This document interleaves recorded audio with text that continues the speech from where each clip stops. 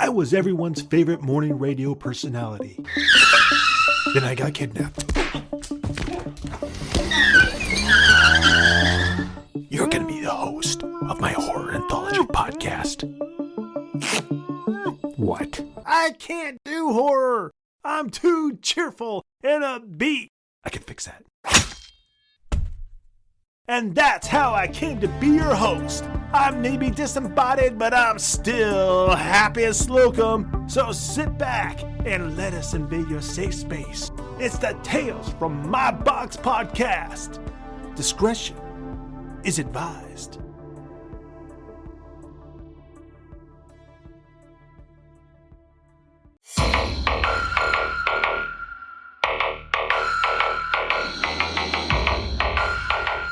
Welcome to the box. You are receiving the Tales from My Box podcast, transmitting from the Dingy Dungeon Studio somewhere in Washington State.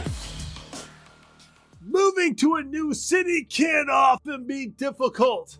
Hell, I bounced around the radio dial for years before I got this gig.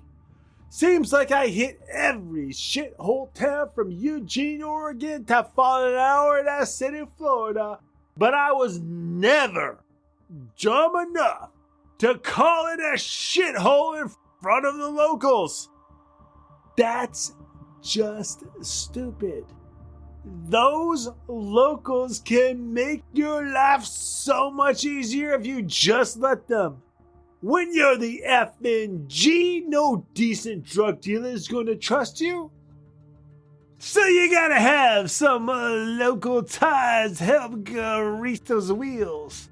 Being friends with the locals can get you invites to the parties and keep you from being tossed out of strip clubs when your hands travel out of bounds.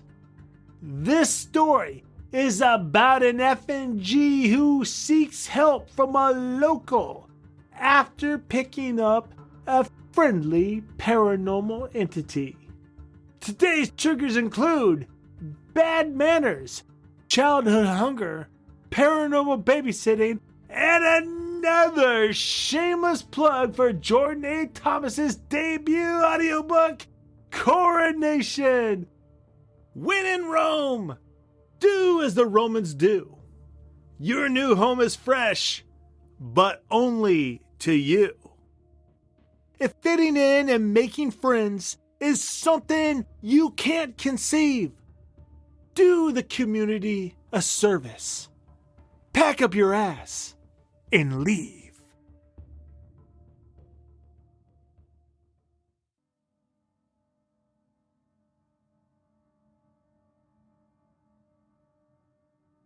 Cold, dark, wet, and miserable. Just another Tuesday night in the Pacific Northwest. It was a night after Valentine's Day, so the diner I cooked at was dead. Only one cat in the place, seated in a booth, nursing a cup of coffee. I'm sure he would have been run off an hour ago if he hadn't been so clean and polished looking. His perfect tan either came from a salon or he imported it from somewhere other than here. I watched him for a bit from the window that separates the kitchen from the front of the house. He looked concerned, like a deep concern. I assumed he was going through a breakup or something. Probably a post-Valentine's Day thing. Anyway, I wasn't about to hang out all night for one sad sack. He took the news relatively well. When I told him we were closing up, he just stared up from his coffee to the rain-beaded window inside. I hate this fucking city. Hey, to each his own, I guess. He got up and left and closed up the shop quick. The city was dead. People weren't out that night unless they had to be, and I was fixing to get home to some comfort myself. I locked the doors and armed the system, turned to go to my car, and I see this dude running, not walking, running toward me. I'm like, dude's a crackhead, yo. And I try to shuffle away and not look at him, but he cries out, Please help me. And those the magic words, right? Like, it's hard to ignore, though I want to, because like everyone knows those words means your life is about to get a hell of a lot more complicated than it was like 2 seconds ago. So I turn, and this wafy looking cat, dressed way too stylish for this city, like trendy nice. He's dressed to be noticed and evaluated. This dude pulls up in front of me and starts babbling like I can't process it. I'm used to information coming fast, but he's like, I just moved to this godforsaken place and I'm not crazy. I swear I'm not crazy, but this little boy appeared in the mirror of my bathroom while I was moisturizing and he looks so emaciated. Do you know what that word? Emaciated? Like he hasn't eaten and he's dressed like he's from the 1930s, like one of those newsy kids. So I'll admit to being a little taken aback. He won't leave me alone. Have you called the police? What do you think they would say? So I'm like, I gotta catch a bus, yo. Now I own a car in the parking lot next to the restaurant, but I really don't need this freako from wherever he comes from knowing about my license plate and shit. So I'm gonna try and bluff. It don't work. Homeboy followed all the damn way to the bus stop, bitching about his job and how he had to move up here to get it. Dude said he hadn't been to sleep in like days and he walked around his job expecting a newsy looking boy to appear at any minute. I got to the bus that led to I don't know where, and I told him straight, look bro, I'm sorry you're having a hard time adjusting to your new surroundings, but likely this shit is in your damn head, and if it's not, I don't want any part of it. And I got on that damn bus to really sell the point. I didn't have a bus pass or any cash. I didn't have shit.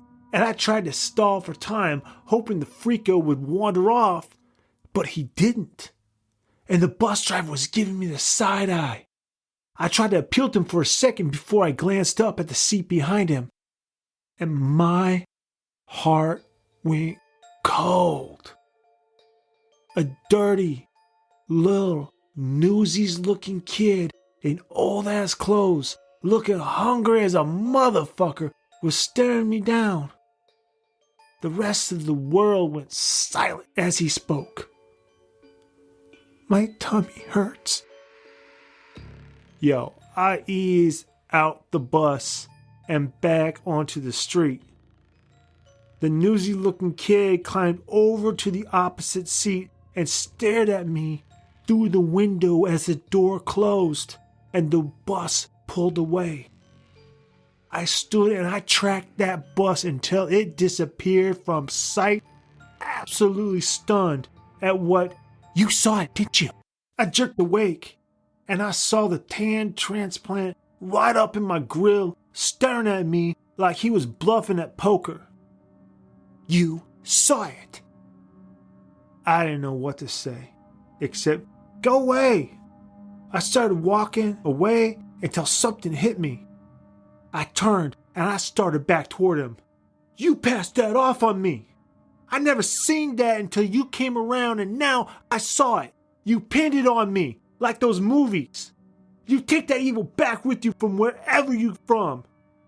I stood right up to him and tagged him on his arm. Tag, you're it. Hey, newsy looking hungry kid, direct your attention back to the original host. You can't do that. You ain't never said shit about no tag backs. Now take your evil and leave this place. Oh, like this place is so great. It rains non-stop. It's cold and dark and nobody talks to anybody. You're like my best friend already and you're all so proud of the crap you got here, but it's so shitty compared to where I'm from. Well, take your shiny lacquered ass back to where you're from and keep that little starving kid as a souvenir. I'm out. I turned away from him and ran right into the starving newsy kid standing right behind me. I dropped back, not knowing what to say or do. Looking over at the transplant, He looked just as freaked out. My tummy hurts. Get some Pepto, kid, I yelled as I broke away. I wasn't having any more of this. I hauled ass back to my car, jumped in, and fired the old Ford Focus up. It was cold and clammy inside, which is usual, but something felt off. The smell wasn't right. I drove the car to work that afternoon, but it smelled like it had been sitting for years. The windows fogged up instantly after I turned the defrosters on. I cursed as I tried to clean the windshield with my hand. My tummy hurts. I reared back, spotted the newsy kid in the passenger seat staring at me, and fell out the driver's side onto the wet asphalt of the parking lot. I looked over to where the transplant was standing, alone. Our eyes met, and that motherfucker dipped. Oh, hell no! I got back to my feet as fast as I could and yelled out, "Hey!" Dude vacated.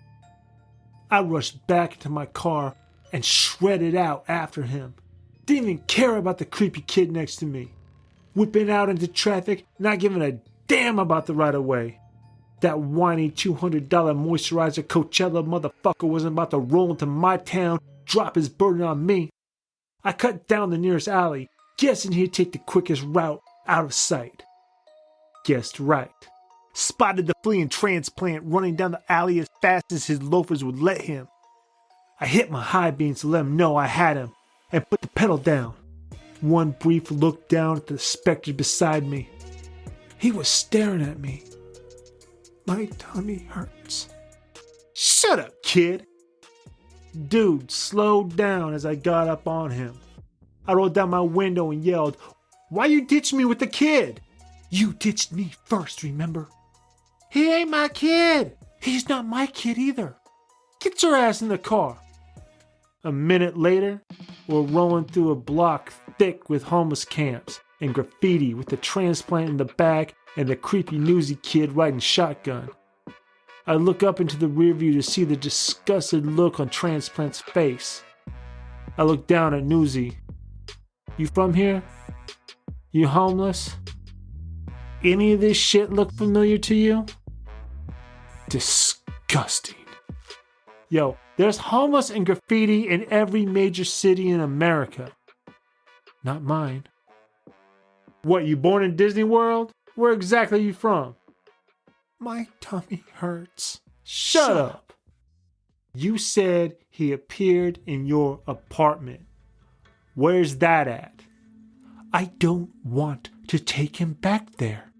He might be a neighbor kid. I look up and catch Transplant's skeptical look in the rearview.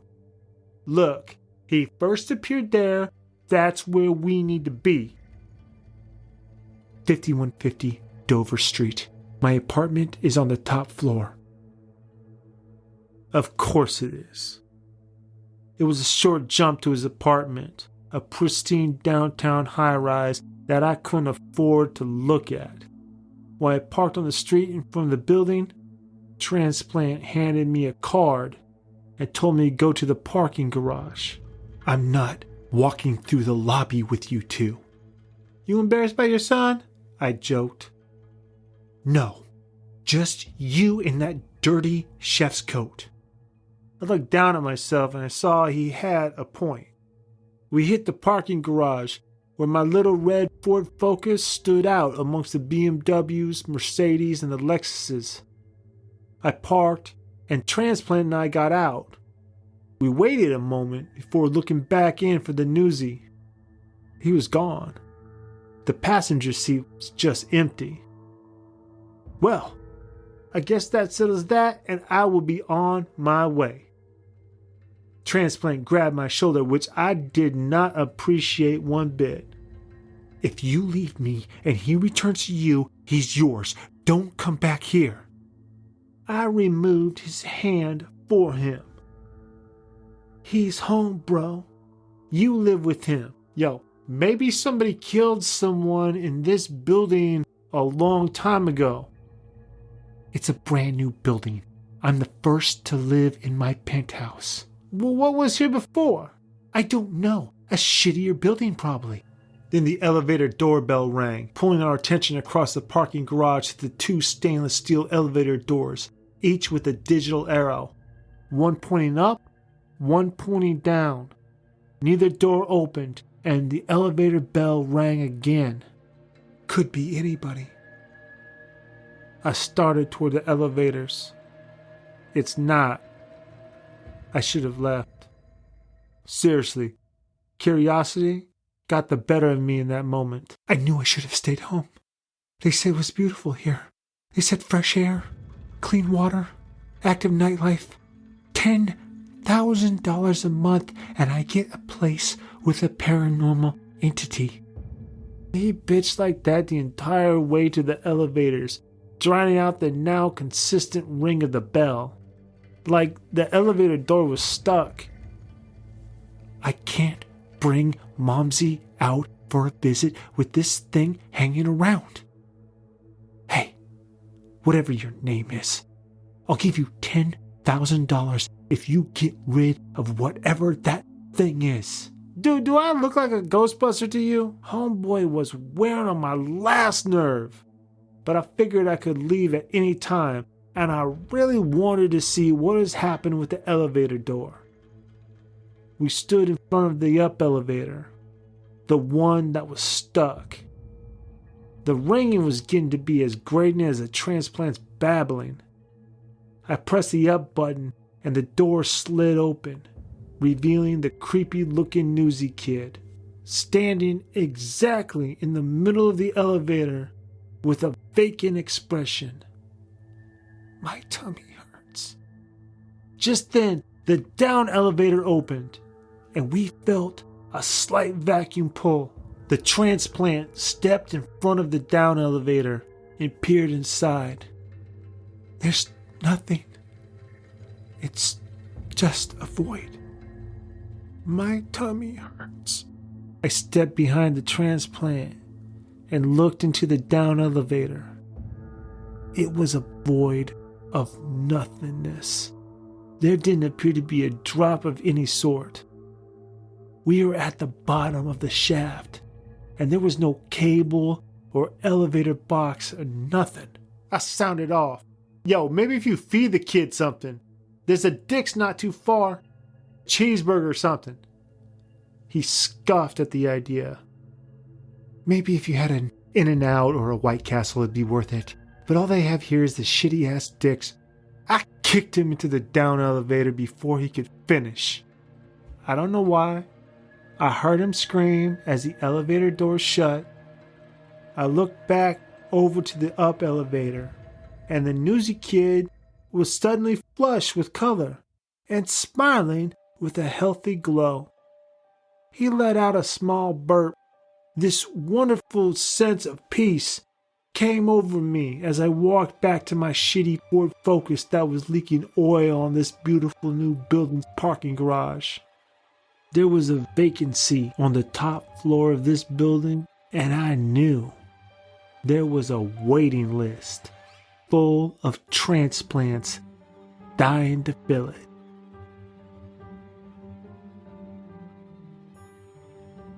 So, you see how the life as the FNG can go so terribly bad if you let it.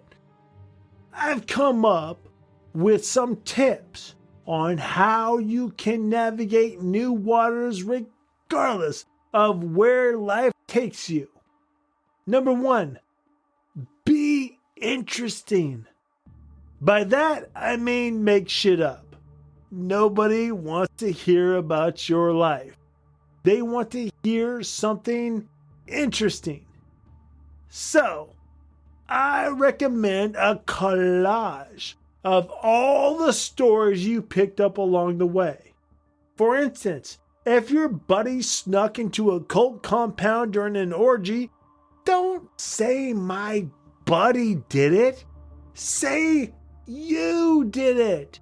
And then make up some salacious details to make it even more interesting for your new neighbors. Number 2, pretend to be interested. This can be difficult when your new neighbor comes over carrying a stack of Watchtower magazines. But hey, every interaction is an opportunity. When your cultist neighbor tells you the end is near, just go along and say, yes, it is. And Journey Thomas's pre-apocalyptic vampire classic Coronation explains exactly how it will look. Then, your neighbor gives you a copy of Watchtower for free. You tell him that Coronation is available on any platform that carries audiobooks, and he doesn't even have to kill trees to get it. Number 3, say something nice about your new home. When you're at your new neighbor's garage sale / lingerie party, be sure to mention how the hum of the power lines above your house help you sleep at night. They'll appreciate you noticing the unique benefits their town has to offer. That's our show.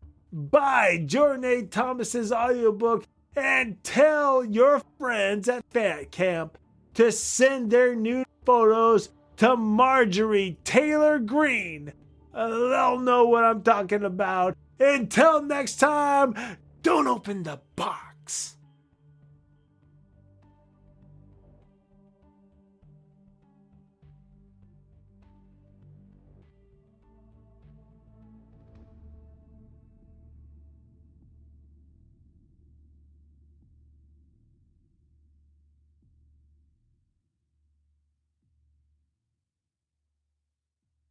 Keegan, Chapter 18.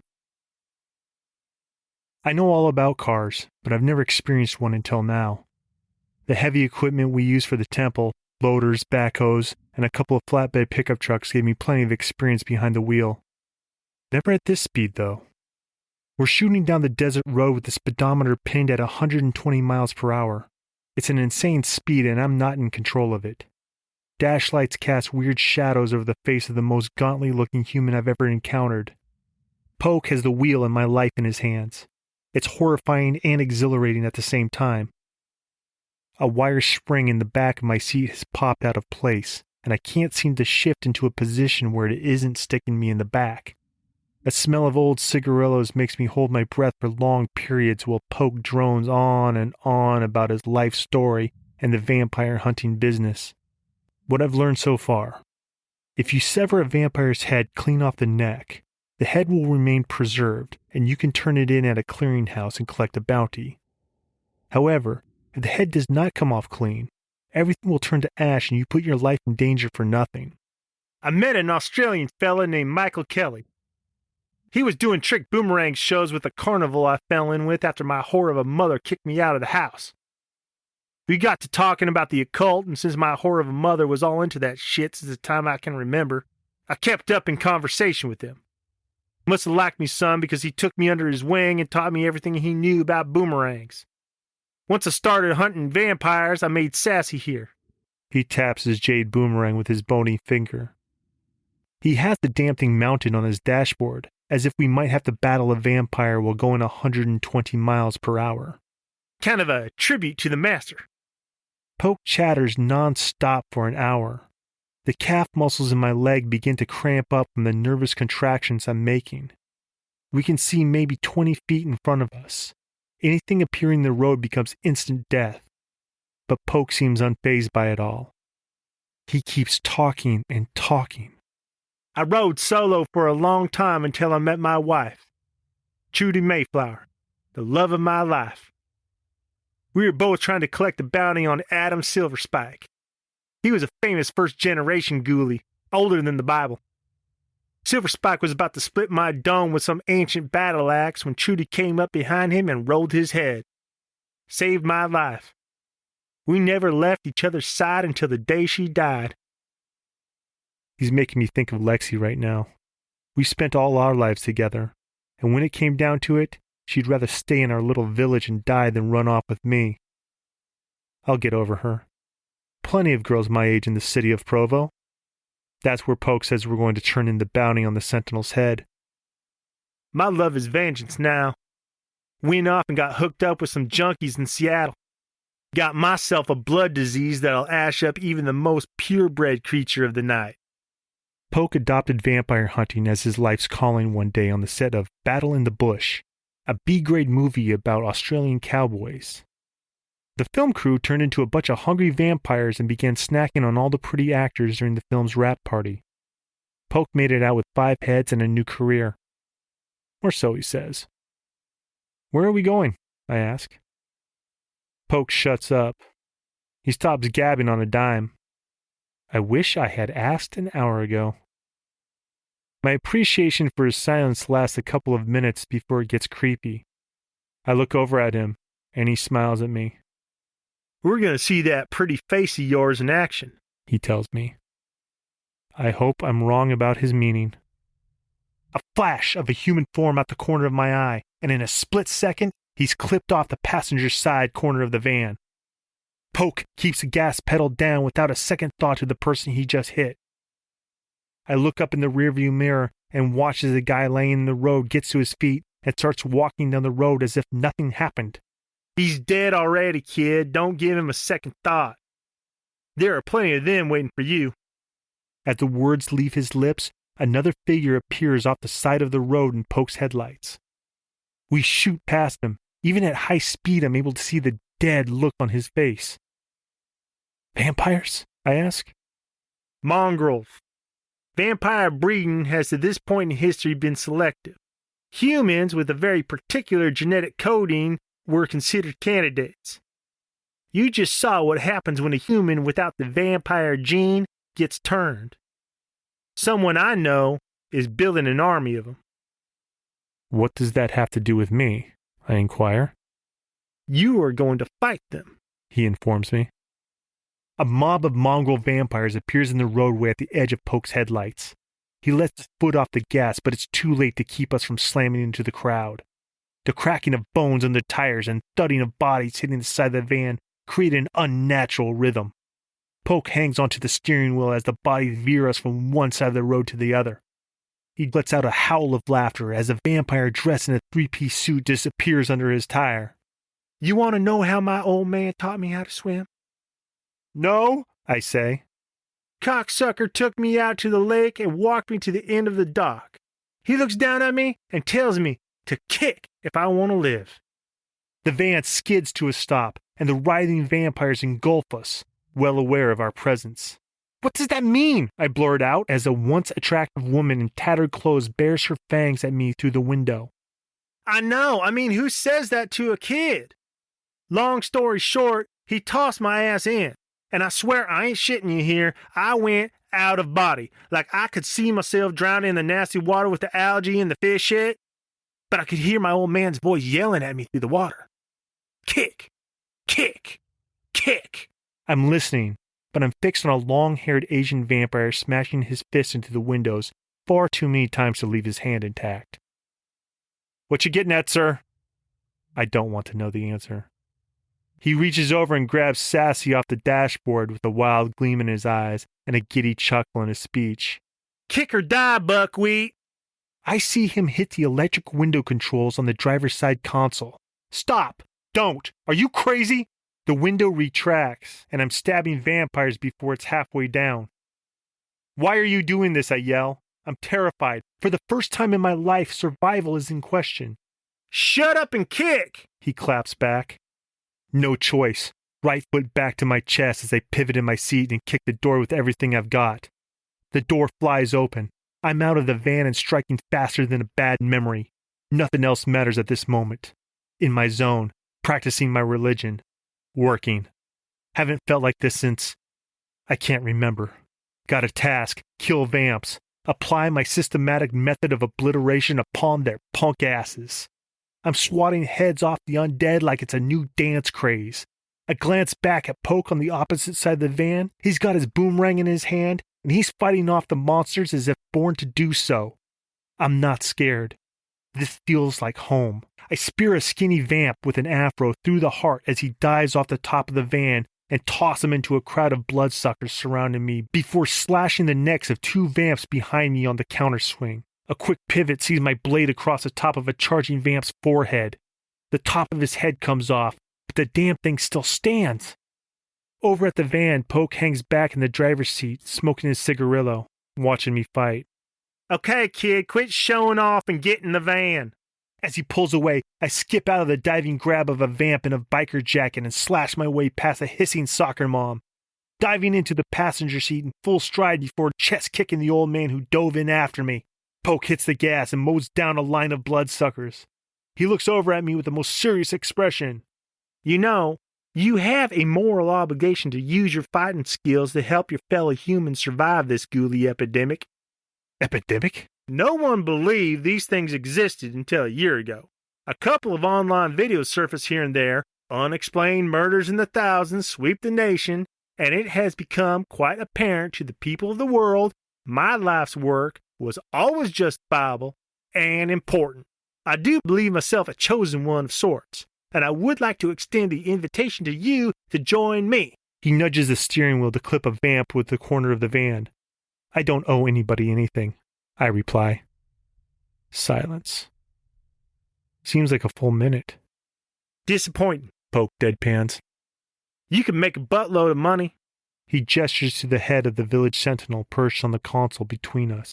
This guy is rare. He'll fetch a couple grand easy. I'm going to take you to Provo. You'll see how bad it is.